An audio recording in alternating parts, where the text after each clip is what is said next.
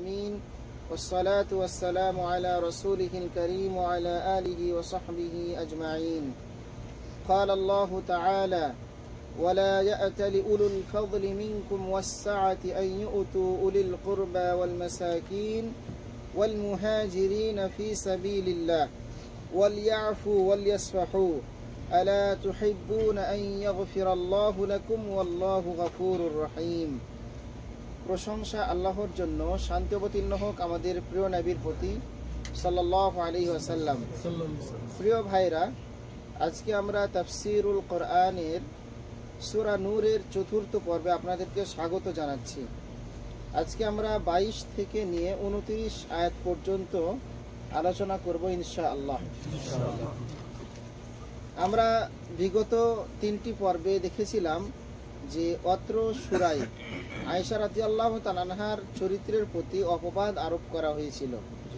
সেই অপবাদকে খণ্ডন করে আয়েশা রাদিয়াল্লাহু তাআলা আনহার চরিত্রের সত্যায়ন করে তিনি যে নিরপরাধ ছিলেন, নিষ্কলুষ ছিলেন, মহিয়সী সৎ নারী ছিলেন, এই ব্যাপারে আল্লাহ তাআলা আয়াত নাজিল করেছেন তার চরিত্রের ব্যাপারে। আজকে আমরা জানব যে আয়েশা রাদিয়াল্লাহু তাআলার পিতা আবু বকর রাদিয়াল্লাহু তাআলা আনহু অনেক উদার ছিলেন, অনেক দানশীল ছিলেন। তিনি আপন পর এটা না ভেবে সবাইকে এক সমানভাবে দান করে যেতেন। কিন্তু যখন দেখলেন তার মেয়ের প্রতি কিছু সাহাবী, তার খালাতো ভাই মিস্তাহ রাদিয়াল্লাহু তাআলা আনহু, যিনি বদরের যুদ্ধে অংশগ্রহণ করেছিলেন, অপবাদ আরোপ করলেন, তখন তিনি ইচ্ছা পোষণ করলেন যে তাকে আর সাহায্য সহযোগিতা করবেন না। এই সাহাবী ছিলেন অনেক গরিব সাহাবী, তিনি এর পরিবারের ব্যয়ভার বহন করতেন। আবু বকর রাদিয়াল্লাহু তাআলা আনহু, এখন বলেন আপনি যে আপনার মেয়ের চরিত্রের ব্যাপারে কেউ যদি অপবাদ আরোপ করে, স্বাভাবিকভাবে আপনার তার প্রতি মন খারাপ হবে, রাগ হবে। এই সিদ্ধান্তের ব্যাপারে আল্লাহ তাআলা আয়াত নাজিল করছেন। কি, চলুন আমরা সেটা শুনে নেই। আল্লাহ বলছেন ২২ নম্বর আয়াতে, তোমাদের মধ্যে যারা ঐশ্বর্য ও প্রাচুর্যের অধিকারী, মানে যাদেরকে আল্লাহ তাআলা ধন সম্পদ দান করেছেন, তারা যেন শপথ গ্রহণ না করে যে, মানে আবু বকর রাদিয়াল্লাহু তাআলা নিয়ত করলো যে আর ওদেরকে হেল্প করব না। আল্লাহ বলছেন যে যারা ধনবান আছে, ধনী আছে, তারা যেন শপথ না করে যে তারা আত্মীয় স্বজন ও অভাবগ্রস্তদেরকে, মিসকিনদেরকে এবং আল্লাহর পথে যারা গৃহত্যাগ করেছে তাদেরকে কিছুই দিবে না। অর্থাৎ অপরাধী হলেও আমরা যে এত অপরাধ করি, আল্লাহ কি কোনোদিন আমাদের থেকে কোনো রিজিক কেড়ে নিয়েছেন? কোনো রিজিক কেড়ে নেন নাই। তো আমরা মানুষের চরিত্র কিরকম, যে একটা অপরাধ করলে আমরা বাপ ছেলেকে বলি বাসা থেকে বের হয়ে যা, কিন্তু আল্লাহ তো কোনোদিন বলে নাই যে আমার জমিন থেকে বের হয়ে যা। এ কথাই আল্লাহ বলছেন যে তারা যেন এরকম সিদ্ধান্ত না নেয়, তারা যেন তাদের দোষ ত্রুটি উপেক্ষা করে, মানে যেটা ভুল হয়ে গেছে হয়ে গেছে, তাদেরকে যেন মাফ করে দেয়। তোমরা কি চাও না যে আল্লাহ তোমাদেরকে ক্ষমা করেন? আল্লাহ বলছেন যে তারা একটা ভুল করেছে, তো তোমরাও কি চাও না যে আল্লাহ তোমাদেরকে ক্ষমা করুন? এবং আল্লাহ ক্ষমাশীল এবং দয়ালু, পরম দয়ালু। এই দুই আয়াতের সংক্ষিপ্ত বাংলা অনুবাদ। এখানে আমরা ব্যাখ্যাই বলবো তাফসিরে, যাদেরকে সম্পদ প্রদান করা হয়েছে, আল্লাহ যাদেরকে বিত্তবান ধনী বানিয়েছেন, তাদের প্রতি দান করা এবং সহনশীল হওয়ার আদেশ। দেখবেন যে যে আপনার কাছ থেকে অনুগ্রহ নিচ্ছে, সেই এক সময় আপনার বিরুদ্ধে অপবাদ রটাচ্ছে, এরকম হয়। কিন্তু আপনার টাকা পয়সায় লেখাপড়া করছে, বড় হয়েছে, অনেক কিছু, আজকে সে বড় হয়েছে, এক সময় আপনার এই অবদানের কথা সে ভুলে গেছে এবং আপনার বিরুদ্ধে সে কটু কথা বলে বেড়াচ্ছে, মন্তব্য করে বেড়াচ্ছে। এই ব্যাপারে আল্লাহ কি বলছেন? আল্লাহ বলছেন ওয়ালিয়াফু ওয়ালিয়াসফাহু, তারা যদি কোনো ভুল ত্রুটি করে তাহলে তাদেরকে যেন ক্ষমা করে দেয় এবং তাদের দোষ ত্রুটি উপেক্ষা করে। যা বলেছে বলেছে। আপনি যখন তার উপকার করেছিলেন, তখন কি আপনি কোন নিয়তে তার উপকার করেছিলেন? আপনি প্রতিদান পাওয়ার আশা করেছিলেন আল্লাহর কাছে, মানুষের কাছে সুনাম নেওয়ার জন্য তো আপনি তখন তাদেরকে হেল্প করেন নাই। এ কথাই বলছে, তারা যা বলেছে বলুক, আপনি যতটুকু দান করেছেন অতটুকুর স্বভাব আপনি আল্লাহর কাছে পেয়ে যাবেন। এটাও আল্লাহ তাআলার সহনশীলতা, দয়া, স্নেহ, অনুগ্রহ যে তিনি তার সৎ বান্দাদেরকে ভালো কাজেরই নির্দেশ দেন। এই আয়াতটি আবু বকর রাদিয়াল্লাহু তাআলার ব্যাপারে অবতীর্ণ হয়। একটু আগে আমরা বললাম যে যার মেয়েকে নিয়ে এত বড় এই অপবাদটা কি ছোটখাটো নাকি? বিরাট বড়। সৃষ্টিকুলের মধ্যে যিনি শ্রেষ্ঠ তার ওয়াইফকে নিয়ে এত বড় অপবাদ আরোপ করা হচ্ছে। যখন আবু বকর রাদিয়াল্লাহু তাআলা এরকম সিদ্ধান্ত নিলেন, তাকে কেন্দ্র করে এই আয়াত নাজিল হয়েছে। তো বলছেন যে যখন তিনি মিস্তাহ ইবনে ওয়াসার রাদিয়াল্লাহু তাআলার প্রতি কোনো প্রকার অনুগ্রহ ও সাহায্য সহানুভূতি না করার শপথ করেন, কেননা তিনি আয়েশা রাদিয়াল্লাহু তাআলার প্রতি অপবাদ রচনাকারীদের অন্তর্ভুক্ত ছিলেন। মানে মেয়ের প্রতি যখন এই অপবাদ আরোপ করা হলো, তখন আয়েশা রাদিয়াল্লাহু তাআলার বাবা আবু বকর রাদিয়াল্লাহু তাআলা সিদ্ধান্ত নিলেন যে তাদের কার কোনো প্রকার হেল্প করবেন না। যখন প্রকৃত তথ্য আল্লাহ তাআলা প্রকাশ করে দিলেন এবং উম্মুল মুমিনিন আয়েশা রাদিয়াল্লাহু তাআলা সম্পূর্ণরূপে দোষমুক্ত হয়ে গেলেন, আর মুসলিমদের অন্তর উজ্জ্বল হয়ে উঠল, মুমিনদের তাওবা আল্লাহ কবুল করলেন এবং অপবাদকারীদের কেহকে শরীয়তের বিধান মতে শাস্তি প্রদান করা হলো। মানে মুনাফিকদেরকে, মানে আব্দুল্লাহ ইবনে উবাই ইবনে সালুল এবং আরো অন্যান্য যারা ছিল। তখন মহান আল্লাহ তাআলা আবু বকর রাদিয়াল্লাহু তাআলার মনোযোগ মিস্তার দিকে ফিরাতে বললেন। মিস্তা কিন্তু কি ছিল বলেন তো? সাহাবী। কেমন সাহাবী? বদরের সাহাবী। আর বদরের যুদ্ধে যারা অংশগ্রহণ করেছে, আল্লাহ তাদেরকে বলেছেন যে আজকের দিনের পর থেকে তোমাদের আর কোনো হিসাব নেওয়া হবে না, তোমরা যা ইচ্ছা তাই করো। কারণ ইসলামের ক্রান্তি লগ্নে, ইসলামের দুর্দিনে তোমরা যে অবদান রেখেছ, নিজের মৃত্যুর ঝুঁকি সামনে নিয়ে, নিশ্চিত মৃত্যু এই রমজান মাসে রোজা অবস্থায়, এই জন্য আল্লাহ তাদেরকে এত মর্যাদা দিয়েছেন। আবু বকর রাদিয়াল্লাহু তাআলাকে বললেন যে তুমি মিস্তার দিকে মনোযোগ দাও। কেন? মিস্তা ছিলেন তার খালাতো ভাই। আবু বকর রাদিয়াল্লাহু তাআলা খালাতো ভাই ছিল কে? মিস্তা। তাহলে আবু বকর রাদিয়াল্লাহু তাআলার মেয়ে হচ্ছে আপনার আয়েশা, তাই আয়েশার খালু হচ্ছেন মিস্তা, তাই না? আবু বকর রাদিয়াল্লাহু তাআলার খালাতো ভাই হচ্ছেন মিস্তা, মানে দুই ভাই এরা। তাহলে কি হচ্ছে? চাচা হচ্ছে। এই মিস্তা ছিলেন খুবই দরিদ্র লোক, খুবই গরিব লোক। আবু বকর রাদিয়াল্লাহু তাআলা তাকে লালন পালন করে আসছিলেন, মানে তার পরিবার দেখভাল করছিলেন। তিনি ছিলেন মুহাজির। এই মিস্তা মক্কা থেকে হিজরত করে মদিনায় গিয়েছিলেন, কিন্তু ঘটনাক্রমে আয়েশা রাদিয়াল্লাহু তাআলার এর ব্যাপারে তার মুখ খুলে গিয়েছিল, মানে বুঝতে পারেন নাই। ওদের চক্রান্তে তিনি তাদের খপ্পরে পড়ে গিয়েছিলেন, পরে গিয়ে আয়েশা রাদিয়াল্লাহু তাআলার ব্যাপারে মুখ খুলে গিয়েছিলেন। তার উপর অপবাদের হদও লাগানো হয়েছিল। আবু বকর রাদিয়াল্লাহু তাআলা মুক্ত হস্তে দান করার অভ্যাসের কথাটি ছিল সর্বজন বিদিত। মানে আবু বকর রাদিয়াল্লাহু তাআলা এতটাই দানশীল ছিলেন যে সবাই জানতো যে আবু বকর রাদিয়াল্লাহু তাআলা দানশীল ছিলেন। এরপর আল্লাহ তাআলা বললেন যে আলা তুহিব্বুন আন ইয়াগফিরাল্লাহু লাকুম, আল্লাহ বলছেন যে তোমরা কি চাও না যে আল্লাহ তোমাদেরকে ক্ষমা করেন? তখন আবু বকর রাদিয়াল্লাহু তাআলা বললেন যে আল্লাহর শপথ, অবশ্যই চাই যে আল্লাহ আমাদেরকে ক্ষমা করুন। এরপর তিনি যে শপথ করেছিলেন যে তাদেরকে আর কোনো হেল্প করবেন না, এই সিদ্ধান্ত থেকে তিনি ফিরে আসলেন এবং তাদেরকে হেল্প করা শুরু করলেন, সাহায্য করা শুরু করলেন। 23 নম্বর আয়াত আল্লাহ বলছেন ইন্নাল্লাযীনা ইয়ারমুনাল মুহসানাতিল গাফিলাতিল মুমিনাত, নিশ্চয় যারা সতী সাধী সরল মনা নারীদের উপরে অপবাদ আরোপ করে, পরকিয়া হোক, জেনা হোক অথবা অন্যান্য কোনো বিষয়ে চরিত্র হনন করে, মান ইজ্জত নষ্ট করে, লুআইনু ফিদ দুনিয়া ওয়াল আখিরাহ, তারা পৃথিবীতে এবং আখিরাতে উভয় জগতে তারা অভিশপ্ত, আল্লাহ তাদেরকে অভিশাপ করেছেন। ওয়ালাহুম আযাবুন আযীম, এবং তাদের জন্য রয়েছে মহা শাস্তি, যন্ত্রণাদায়ক শাস্তি। একজন নিরপরাধ মানুষকে যখন আপনি অপরাধী দোষারোপ করবেন, দোষ দিবেন, তখন আল্লাহ আপনার জন্য এই শাস্তি রেখেছেন। ইয়াউমা তাশহাদু আলাইহিম আলসিনাতুহুম ওয়া আইদিহিম ওয়া আরজুলুহুম বিমা কানু ইয়ামালুন, যেদিন তাদের বিরুদ্ধে সাক্ষ্য দিবে তাদের জিহ্বা, অর্থাৎ কিয়ামতে পরকালে এই ব্যক্তিদের বিপক্ষে সাক্ষী দিবে আলসিনাতুহুম তাদের জিহ্বা, ওয়া আইদিহিম তাদের হাত, ওয়া আরজুলুহুম তাদের পা, বিমা কানু ইয়ামালুন তারা যে কাজ করত, অপবাদ রটাতো, মিথ্যা কথা বলতো, এসব অঙ্গ প্রত্যঙ্গ তাদের বিপক্ষে সাক্ষী দিবে।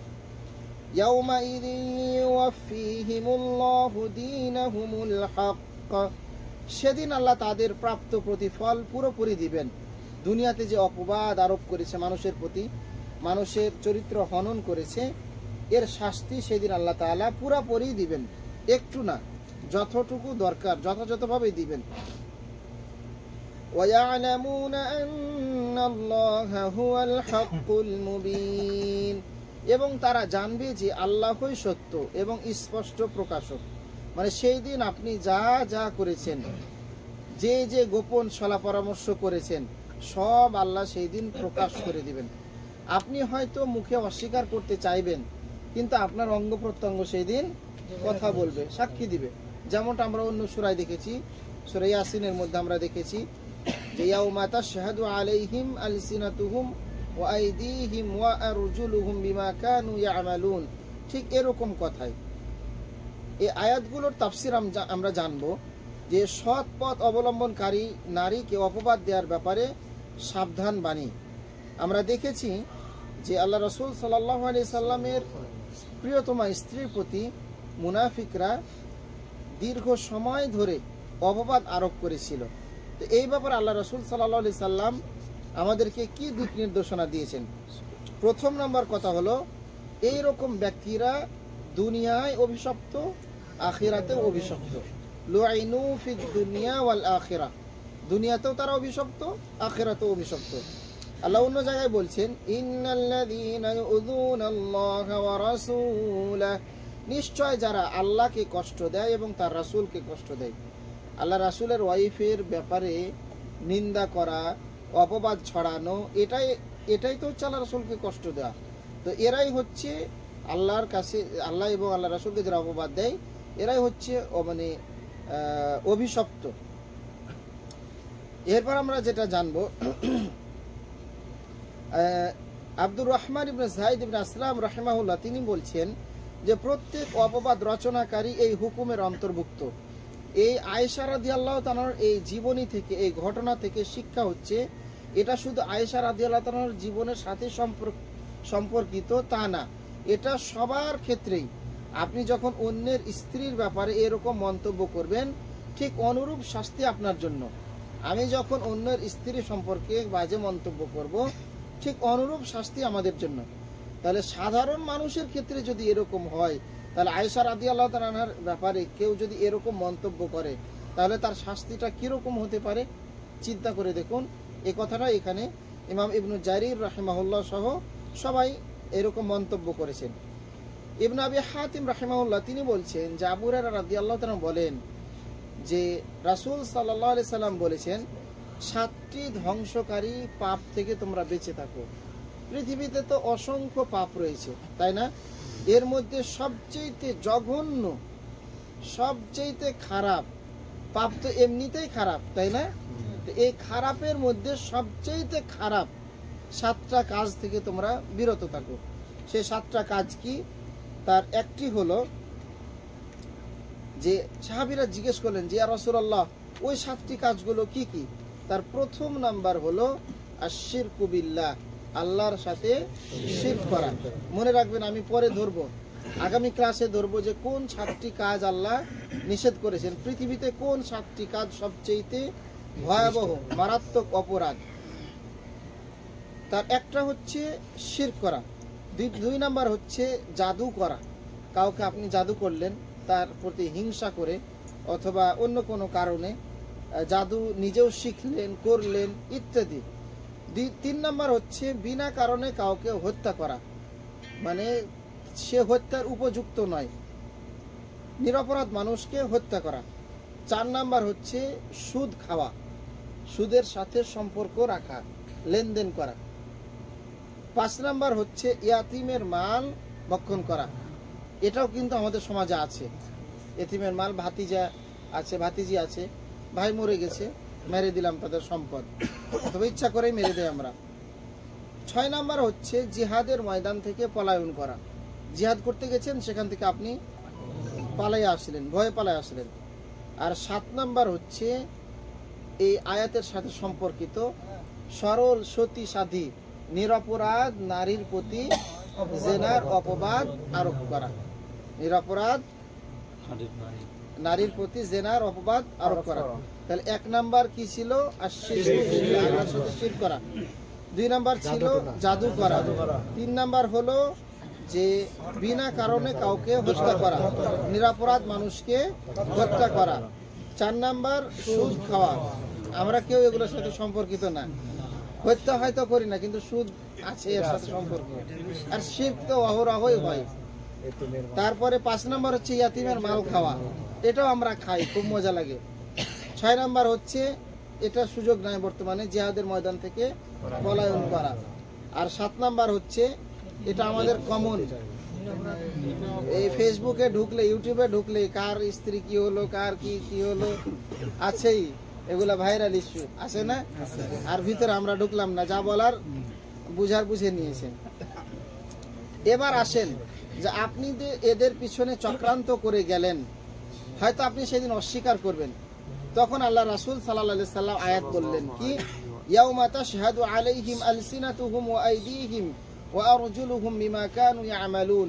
সেই দিন আপনি অস্বীকার করতে চাইলেও সাক্ষী দিবে আপনাদের জিহ্বা, আপনাদের হাত, আপনাদের পা, বিমা কানু ইয়ামালুন, আপনারা যা করতেন।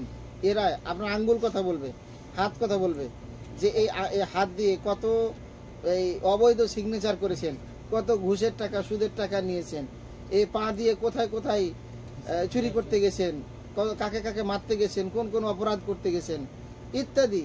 আপনার এই অঙ্গ প্রত্যঙ্গগুলো আপনার বিপক্ষে সাক্ষী দিবে। ইবনে আব্বাস রাদিয়াল্লাহু তাআলা বলছেন, হাদিসটা অত্যন্ত মজার হাদিস, মুশরিকরা যখন দেখবে যে জান্নাতে সালাত আদায়কারীরা ছাড়া আর কেউই প্রবেশ করে না, তখন তারা তাদের শিরকের কথা অস্বীকার করবে। আপনি যখন সালাত আদায় করবেন তখন আপনার অঙ্গ প্রত্যঙ্গ সাক্ষ্য দিবে না? তখন মুশরিকরা বলবে যে আমরা শিরক তো করিনি আল্লাহর সাথে, মানে তারাও জান্নাতে যাওয়ার জন্য কি করবে? মিথ্যা কথা বলবে। মুশরিকরা যখন দেখবে যে নামাজি মানুষেরা যখন জান্নাতে যাচ্ছে, তারা শিরকের কথা অস্বীকার করবে, তৎক্ষণাৎ তাদের মুখের উপরে মোহর মেরে দেওয়া হবে। আমাদের মধ্যে হয়তো আমরা টুপি পরা আছি, দাড়ি আছে, কিন্তু হয়তো আমরা মুশরিক, শিরক কি এটা জানি না। হয়তো আমরা বলবো যে আমরা তো শিরক করি নাই কোনোদিন, তখন আমাদের মুখের উপর আল্লাহ তাআলা মোহর মেরে দিবেন। আল্লাহ আমাদেরকে এই জঘন্য শাস্তি থেকে বাঁচান আমিন। এবং তাদের হাত পা তাদের বিরুদ্ধে তখন সাক্ষ্য দেওয়া শুরু করবে যে হ্যাঁ তোমরা কি কি কাজ করেছিল। অতঃপর তারা আল্লাহর কাছে কোনো কথাই গোপন রাখতে পারবেন না, কোনো কথাই গোপন রাখতে পারবেন না। এই জন্য আমাদের উচিত এই 7টি ধ্বংসকারী বিষয় থেকে আমরা যেন বেঁচে থাকি। এরপর আল্লাহ বললেন যে ইয়াউমা ইদি ইউওয়াফিহিমুল্লাহু দীনাহুমুল হক, সেদিন আল্লাহ তাদের প্রাপ্ত প্রতিফল পুরোপুরি দিবেন। এর ব্যাখ্যায় ইমাম সাহাবী প্রখ্যাত মুফাসসির ইবনে আব্বাস রাদিয়াল্লাহু তাআলা বলছেন, দীনাহুম দ্বারা উদ্দেশ্য হলো হিসাব, যে আপনার এই ফলাফল কি করেছিলেন দুনিয়াতে, এটা আল্লাহ তাআলা যথাযথভাবে আপনাকে কিয়ামতের দিন বুঝিয়ে দিবেন। এরপরের আয়াতগুলোতে আল্লাহ তাআলা বলছেন, আল খাবিসাতু লিল খাবিসিনা ওয়াল খাবিসুনা লিল খাবিসাত, দুশ্চরিত্রা নারী দুশ্চরিত্র পুরুষের জন্য। কথাটা বুঝে দেখেন, দুশ্চরিত্রা নারী দুশ্চরিত্র পুরুষের জন্য। আপনি ইমোতে একটা ফোন পেলেন, তারপরে আপনার সম্পর্ক শুরু হয়ে গেল, আপনার সাথে একজন নারী ফোনালাপের মাধ্যমে যদি সম্পর্ক শুরু করে, আপনি কিভাবে বিশ্বাস করেন যে ওই পরিবারে শান্তি আসতে পারে? তাহলে আপনি নিজেও অবশ্যই খারাপ, না হলে আপনি তার সাথে কেন সম্পর্ক কন্টিনিউ করতে গেলেন? কথা বুঝেন নাই? আপনাকে তো আল্লাহ বৈধ সম্পর্ক দিয়েছে পাত্রী নির্বাচন করে। এর আগের দিন বলেছিলাম যে আমাদেরকে বিয়ের আগে মাঠ নির্বাচন করতে হয়, মানে পাত্রী নির্বাচন করতে হয়, এরপর আগাছা মুক্ত করতে হয়, সেচ দিতে হয়, পরিচর্যা করতে হয়, ভালো বীজ দিতে হয়, তারপরে না একটা ভালো গাছ বৃক্ষ আসে, তারপরে ভালো ফল আসে। তা আপনি অবৈধ সম্পর্ক করে যখন বিয়ে করলেন, তাহলে আপনি নিজেও একজন অবৈধ। নাহলে আপনি কেন পারিবারিকভাবে ইসলামী শরিয়া অনুযায়ী আপনি কেন বিয়ে করলেন না? কোর্টে যে বিয়েগুলো হয়, এই বিয়েগুলো কি জায়েজ, হালাল? ওদের বাপ মা কি মারা গেছে? আল্লাহ রাসূল সাল্লাল্লাহু আলাইহি ওয়াসাল্লাম বলছেন লা নিকাহা ইল্লা বিওয়ালি, ওলি ব্যতীত কোনো বিবাহই নাই। তাহলে যার কোনো ওলি নাই, অভিভাবক নাই, মা নাই, বাবা নাই, ভাই নাই, মামা নাই, কেউ নাই, তাদের অভিভাবক হচ্ছে দেশের সরকার, রাষ্ট্রপ্রধান, কোর্ট তাদের অভিভাবক। কিন্তু আপনার মেয়ে, আমার ছেলে বাসা থেকে বের হয়ে পালিয়ে গিয়ে, আপনি নিজে বাসায় একটা বউ আছে, অগোচর আপনি নিজের বিয়েকে অস্বীকার করে পরকিয়া করে আরেকটা বিয়ে করলেন, তাহলে এই বিয়েটা কি শুদ্ধ হলো? আপনি যেরকম দুশ্চরিত্র, ঠিক আপনার সাথেও দুশ্চরিত্রা মিলে গিয়েছে। এটা কার কথা? আল্লাহর কথা। আল্লাহ বলছেন আল খাবিসাতু লিল খাবিসিন, দুশ্চরিত্রা নারী দুশ্চরিত্র পুরুষের জন্য। বিপরীতে আল্লাহ আবারও বলছেন ওয়াল খাবিসুনা লিল খাবিসাত, দুশ্চরিত্র পুরুষের জন্য দুশ্চরিত্রা নারী, মানে উভয়ের জন্যই। ওয়াত তাইয়িবাতু লিত তাইয়িবিন, পবিত্র নারীর জন্য পবিত্র পুরুষ। ওয়াত তাইয়িবুনা লিত তাইয়িবাত, এবং সচ্চরিত্র পুরুষ সচ্চরিত্রা নারীর জন্য। তাহলে দেখেন, পালিয়ে বিয়ে করা, পরিবারের অমতে বিয়ে করা, এটা কতটা যন্ত্রণাদায়ক। এটা তো সংসার টেকেই না, 2 দিন 4 দিন পর গুতাগুতি লাথালাতি শুরু হয়ে যায়। আর আপনি পারিবারিকভাবে মা বাবার সিদ্ধান্তে নিজে দেখে যখন বিয়ে করলেন, প্রকৃত সুখ শান্তি তখন আপনি অনুভব করতে পারবেন। উলাইকা মুবাররাউনা মিম্মা ইয়াকুলুন লাহুম মাগফিরাতুন ওয়া রিজকুন কারীম। আল্লাহ বলছেন যে লোকে যা বলে এরা তা থেকে পবিত্র, এদের জন্য রয়েছে ক্ষমা এবং সম্মানজনক জীবিকা। এর অর্থ হলো পৃথিবীতে সবচেয়ে সচ্চরিত্রবান পুরুষকে বলেন তো? রাসূল সাল্লাল্লাহু আলাইহি সাল্লাম। তাহলে তার সাথে কি অসচ্চরিত্রবান মহিলা কি আল্লাহ মিলাই দিবেন? এত আয়াতগুলো থেকে এখন কি বুঝলেন? আয়েশা রাদিয়াল্লাহু আনহার চরিত্রটাকে আল্লাহ তাআলা কি করলেন? ক্লিয়ার করে দিলেন একেবারে। পৃথিবীতে যদি সচ্চরিত্রবান 1 নম্বরে থাকে সেটা হলো কে? রাসূল সাল্লাল্লাহু আলাইহি সাল্লাম। আর আল্লাহ কি বললেন? যে সচ্চরিত্র পুরুষের জন্য সচ্চরিত্র নারী। বুঝতে পেরেছেন তখন ঘটনাটা? এরপর আমরা দেখব যে পরের আয়াতগুলোতে আল্লাহ তাআলা কি বলছেন। দ্বিতীয় যে বিষয়টা আমরা এখানে আলোচনা করব, আমরা দেখেছিলাম যে আয়েশা রাদিয়াল্লাহু আনহার চরিত্রের ব্যাপারে এতক্ষণ আলোচনা ছিল রাসূল সাল্লাল্লাহু আলাইহি ওয়াসাল্লামের সাথে সম্পর্কিত। এখন আমরা নতুন একটা বিষয় যেটা আলোচনা করব সেটা হলো কারো বাসায় প্রবেশ করতে হলে কিরকম আদব রক্ষা করতে হবে সে বিষয়ে নতুন পয়েন্ট। আল্লাহ তাআলা বলছেন ইয়া আইয়ুহাল্লাযীনা আমানু লা তাদখুলু বুয়ুতান গায়রা বুয়ুতিকুম, হে মুমিনগণ, তোমরা নিজেদের গৃহ ব্যতীত অন্য কারো গৃহে গৃহবাসীদের অনুমতি না নিয়ে হাত্তা তাস্তানিসু ওয়া তুসাল্লিমু আলা আহলিহা, যতক্ষণ তাদেরকে সালাম না দাও, যতক্ষণ পর্যন্ত তাদের কাছে অনুমতি প্রার্থনা না করো, ততক্ষণ পর্যন্ত তাদের বাসায় বা তাদের ঘরে প্রবেশ করিও না। যালিকুম খায়রুল লাকুম, এটি তোমাদের জন্য কল্যাণকর। লাআল্লাকুম তাযাক্কারুন, যদি তোমরা এটা উপদেশ গ্রহণ করো। সেটা হোক বোনের ঘর, সেটা হোক মায়ের ঘর, সেটা হোক বউয়ের ঘর, সেটা হোক ভাবির ঘর, সেটা হোক বন্ধুর ঘর, প্রত্যেক ক্ষেত্রে যদি আপনি অনুমতি নিয়ে প্রবেশ করেন তাহলে আপনি নিজেকে অপরাধ থেকে মুক্ত রাখতে পারবেন। আপনার যত গভীর সম্পর্কের বন্ধু হোক, আপনি বাসায় নেই, আপনাকে অনুমতি দিয়ে রেখেছে যে দোস্ত তোর জন্য 24 ঘন্টা খোলা, চাবি দিয়ে রেখেছে। এখন বন্ধুর বাসায় কিছু টাকা আছে, কিছু জিনিস আছে, এখন ও বাসার চাবি কারো কাছেই নেই, আপনি বিশ্বস্ত মানুষ, কোনোটা যদি কিছু টাকা যদি হারিয়ে যায়, কোনো কিছু যদি হারিয়ে যায়, স্বাভাবিকভাবে সন্দেহ আসবে না? আসবে না? আর আপনি যদি তাকে সাথে নিয়ে অনুমতি নিয়ে যদি ঢুকতেন তাহলে কি এই অপবাদটা আসতো? সন্দেহটা আসতো? আল্লাহর বিধান কতটা সুন্দর দেখেন। এরপর আল্লাহ বলছেন প্রথমে অনুমতি চাও, যারা ঘুমাচ্ছেন ঘুমাবেন না একটু। আল্লাহ বলছেন যে যারা অনুমতি চাও, অনুমতি পেলে ঢুকো, যদি অনুমতি না পাও তাহলে কি করবে? 28 নম্বর আয়াত আল্লাহ বলছেন ফাইন লাম তাজিদু ফিহা আহাদ, যদি কারো বাসায় কাউকে না পান, গেলেন ডাকতে, ডাকাডাকি করলেন, কাউকে পেলেন না, ফালা তাদখুলুহা, তাহলে সেখানে প্রবেশ করা যাবে না। করিও না। প্রবেশ না করলেই আপনি বেঁচে গেলেন। হাত্তা ইউযানা লাকুম, যদি আপনাকে অনুমতি দেয় লোক থাকে তাহলে আপনি সেখানে প্রবেশ করবেন।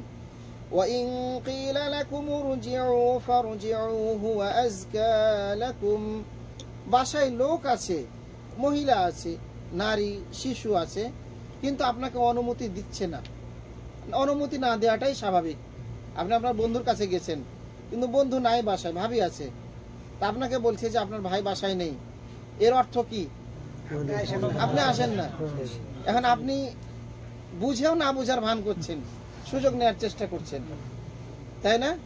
আল্লাহ কি বলছেন দেখেন, ওয়াইন কিলা লাকুম ইরজিউ, যদি তোমাদেরকে বলা হয় যে ফিরে যাও, বাসায় ভাই নেই, কেউ নেই, পুরুষ মানুষ নেই, তাহলে তোমরা ফিরে আসো, হুয়া আযকা লাকুম, তাহলে সেটা তোমাদের জন্য পবিত্র, তোমরা সেখানে নিরপরাধ থাকবে, শয়তান তোমাকে আক্রান্ত করতে পারবে না।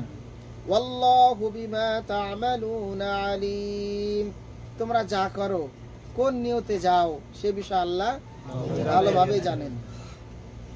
29 নম্বর আয়াত আল্লাহ বলছেন, লাইসা আলাইকুম জুনাহুন আন তাদখুলু বুয়ুতান গায়রা মাসকুনা, এটা তো গেল আবাসিক বাড়ির ব্যাপারে। এই হুকুমটা কোন বাড়ির ব্যাপারে? যে বাসায় বাড়িতে মানুষজন থাকে তাদের ব্যাপারে। এখন যে বাসা বাড়িতে কোনো মানুষ থাকে না, কিন্তু সেখানে নিত্য প্রয়োজনীয় কাজ থাকে, যেমন ধরেন কি যে গোডাউন, ওখানে কার কাছে অনুমতি নেবেন, এরকম উপকারী জিনিস আছে। তা আল্লাহ তাআলা কি বলছেন দেখেন, লাইসা আলাইকুম জুনাহুন আন তাদখুলু বুয়ুতান গায়রা মাসকুনা, যে গৃহে, যে ঘরে কেউ বসবাস করে না এবং সেখানে তোমাদের নিত্য প্রয়োজনীয় সামগ্রী আছে, সেখানে অনুমতি ছাড়া প্রবেশ করাতে তোমাদের জন্য কোনো অপরাধ নেই, অনুমতি লাগবে না, সেখানে তোমরা এমনিতে ঢুকতে পারবে। ওয়াল্লাহু ইয়ালামু মা তুবদুনা ওয়া মা তাকতুমুন, আর আল্লাহ তাআলা জানেন তোমরা যা প্রকাশ করো এবং যা গোপন রাখো। যেটা প্রকাশ করেন আল্লাহ সেটাও জানেন, যেটা প্রকাশ করেন না সেটাও জানেন। তাহলে আবাসিক বাড়িতে ঢোকার নিয়ম হলো অনুমতি নিতে হবে, আর অনাবাসিক বাড়িতে, গোডাউনে, কারখানায়, এগুলাতে অনুমতি নেওয়ার প্রয়োজন নাই, যেখানে আপনি কাজ করেন। এখন কারো বাসায়, কারো গৃহে প্রবেশ করার ক্ষেত্রে এখানে তো আমরা আয়াতে জানলাম আদবটা কি, এই আদবটা শিক্ষা দিয়েছেন আমাদের নবী মুহাম্মদ সাল্লাল্লাহু আলাইহি সাল্লাম। এখানে আল্লাহ রাসূল সাল্লাল্লাহু আলাইহি সাল্লাম বলছেন যে কারো বাড়িতে প্রবেশ করার পূর্বে অনুমতি প্রার্থনা করতে হবে। অনুমতি কিভাবে প্রার্থনা করবেন? অনুমতি প্রার্থনা করতে হলে প্রথমে আপনাকে সালাম দিতে হবে, সালামের মাধ্যমে আপনি অনুমতি নেবেন। এখন দাঁড়াবেন কোথায়? দরজার মুখোমুখি না, দরজার মুখোমুখি দাঁড়াবেন না। সবাই এই কথা একটু খেয়াল রাখেন, যখন কারো বাসায় যাবেন, আত্মীয় স্বজনের বাসায়, মেহমান বন্ধুদের বাসায়, তখন দরজার মুখোমুখি না, যে সে দরজা খুললো, এখন মহিলা দরজা খোলার আপনি সরাসরি তাকে দেখে নিলেন না, আপনি সাইডে দাঁড়াবেন, সাইডে দাঁড়ায়া প্রথমে সালাম দিবেন, আসসালামু আলাইকুম, প্রথমবার অনুমতি চাওয়ার জন্য সালাম দিবেন। যদি অনুমতি না মিলে তাহলে দ্বিতীয়বার সালাম দিবেন। এবারেও যদি অনুমতি না মিলে তাহলে তৃতীয়বার সালাম দিবেন। তাহলে অনুমতি নেওয়ার জন্য কয়বার সালাম দিতে হবে? 3 বার গেটের সাইডে দাঁড়াতে হবে। যদি এই তৃতীয়বারও অনুমতি না পান তাহলে ফিরে আসবেন, ব্যাক করবেন। সেই হাদিসে বর্ণিত আছে যে একদা আবু মুসা রাদিয়াল্লাহু তাআলা আনহু উমর রাদিয়াল্লাহু তাআলার নিকট গমন করেন। এই কথাটা যে রাসূল সাল্লাল্লাহু আলাইহি সাল্লামের কথা, এটা প্রমাণ করার জন্য এই হাদিসটা আমরা বলবো যে উমর রাদিয়াল্লাহু তাআলার কাছে আবু মুসা আশআরী রাদিয়াল্লাহু তাআলা একবার গেলেন। তখন তিনি তার বাড়িতে প্রবেশের জন্য 3 বার অনুমতি প্রার্থনা করলেন। অনুমতি প্রার্থনার নিয়ম কি? সালাম দিতে হবে। 3 বার সালাম দিলেন।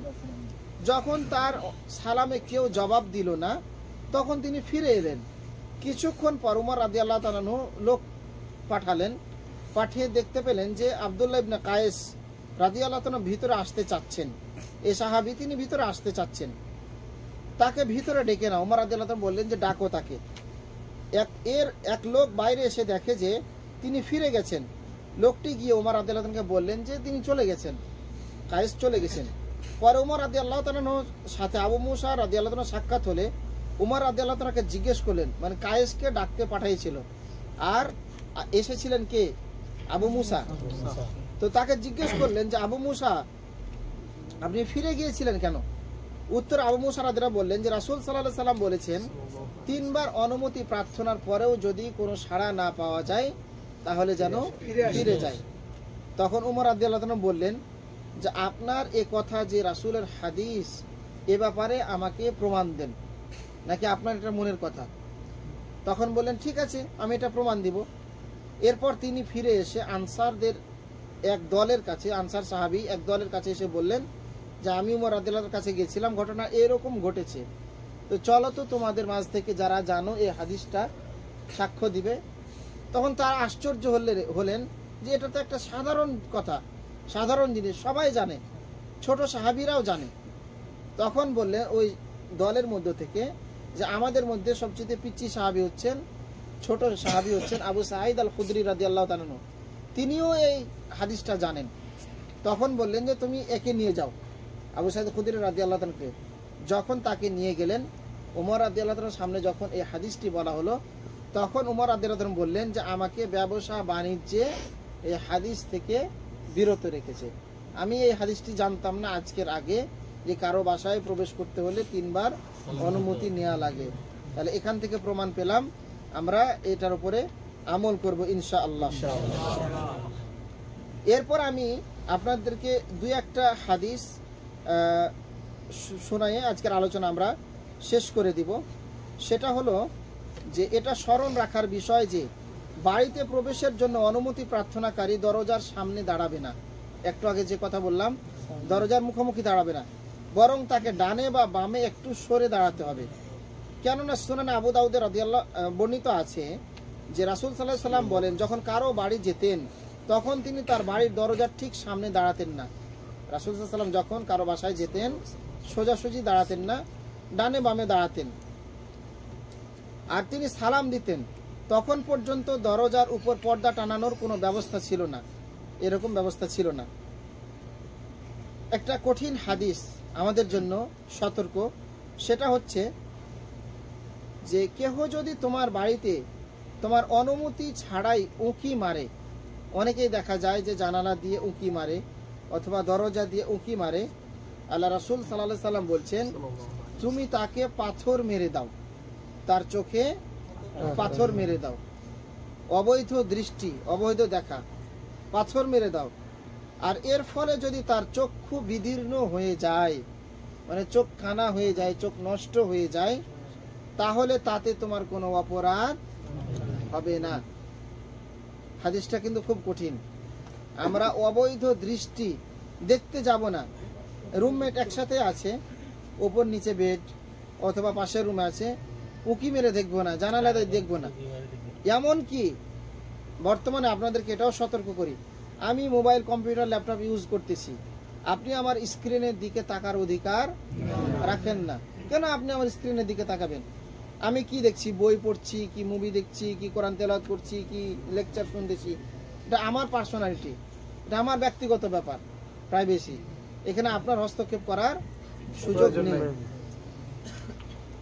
আরেকটা হাদিস আমি আপনাদেরকে বলবো, যে আল্লাহ রাসূল সাল্লাল্লাহু আলাইহি সাল্লাম বলছেন যে একদা জাবের রাদিয়াল্লাহু তাআলা তার পিতার ঋণ আদায়ের ব্যাপারে রাসূল সাল্লাল্লাহু আলাইহি সাল্লামের বাসায় গেলেন। তিনি দরজায় নক করলেন। আরেকটা জিনিস, যে কারো বাসায় গিয়ে টকটক করলেই, কলিং বেল টিপলেই এটা হক আদায় হবে না। তিনি বলছেন যে আমি আমার বাপের কিছু ঋণ ছিল, সেটা পরিশোধ করার জন্য আল্লাহ রাসূলের বাসায় গেলাম। তো বাসায় গিয়ে দরজায় করাঘাত করলাম। রাসূল সাল্লাল্লাহু আলাইহি সাল্লাম জিজ্ঞেস করলেন কে, প্রশ্ন করলেন, এটা তো স্বাভাবিক তাই না? তো জাবের রাদিয়াল্লাহু তাআলা বলছেন যে আমি। এটা কোনো উত্তর হলো? আমি মানে তুমি কে? রাসূল সাল্লাল্লাহু আলাইহি সাল্লাম বলছেন যে আমি। রাসূল সাল্লাল্লাহু আলাইহি সাল্লাম তখন একটু মানে ব্যঙ্গাত্মক করে বলে আমি আবার কে? তিনি যেন আমি বলাকে অপছন্দ করলেন। আল্লাহ রাসূল বললেন আমি বলা দ্বারা তো ব্যক্তি চেনা যায় না, পরিচিত হওয়া যায় না, অপছন্দ করলেন। অর্থাৎ আমি বলাই ওই ব্যক্তিকে তা জানা যায় না।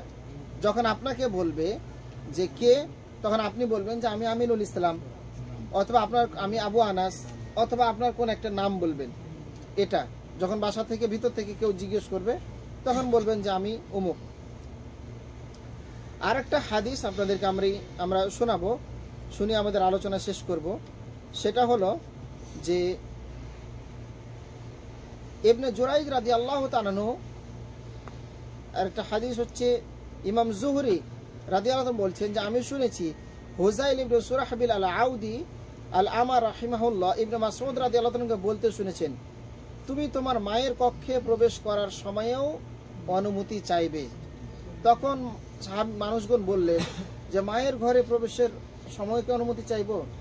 অন্য হাদিস একটা আছে যে তুমি কি তোমার মাকে বিব্রত অবস্থায় দেখতে চাও?